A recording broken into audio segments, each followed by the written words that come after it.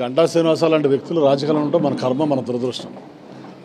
అతను ఎప్పుడు ఎక్కడ ఎలా ఉంటాడో, ఏ నియోజకవర్గంలో ఉంటాడో, ఏ పార్టీలో ఉంటాడో, ఎవరి దగ్గర ఉంటాడో అతనికి తెలియదు, మనకి తెలియదు.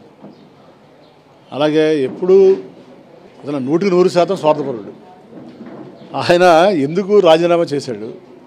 మరి ఆయన రాజీనామా స్టీల్ ప్లాంట్ అనేది డ్రామాలు ఆడి రాజీనామా చేసిన వ్యక్తి ఆయనకి మోడీ గారు ఏమైనా హామీ ఇచ్చారా స్టీల్ ప్లాంట్ ప్రైవేటైజ్ చేయమని?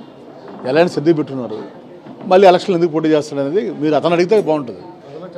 అతన్ని అడగాలి. గంటా శ్రీనివాసరావు టికెట్ చంద్రబాబు నాయుడు అడగాలి. ఈ 2014-19 భీమిలీలో ఎన్ని దోపిడీలు చేసి ఎన్ని అరాచకాలు చేశాడు, సిట్ వేసాడు, ఆయన పోతే సిట్ వేయించాడు. అతను కొలిగి మంత్రి. మళ్ళీ ఎందుకు పారిపోయాడు? 2019 నుంచి మళ్ళీ వాళ్ళు ఎందుకు వచ్చాడు? పెద్ద వీరుల్లాగా నార్త్ ఎందుకు పోటీ చేశాడు? నార్త్ నుంచి మళ్ళీ ఎందుకు వచ్చాడు? అంటే ప్రజలు అతను ఏమనుకుంటున్నా అంటే ప్రజలను గొర్రెల్లాగా భావిస్తున్నారు.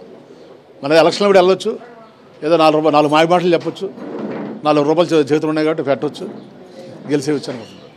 కానీ గంటా శ్రీనివాసరావు అనే వ్యక్తి ఏంటనేది ఇవాళ విశాఖపట్నం అందరికీ తెలిసిపోయింది. కాబట్టి ఇవాళ అమాయకంగా ఎవరు లేరు. అతని చరిత్ర మొత్తం అందరూ తెలుసుకున్నారు.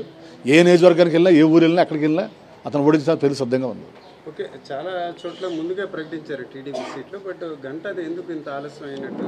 దాన్ని బట్టి మనం అర్థం చేసుకోవాలి అతనికి ఎంత పాపులారిటీ ఉంది. ఎందుకనంటే విశ్వసనీయత లేని వ్యక్తిత్వం ఏ నాయకుడి పట్ల కూడా.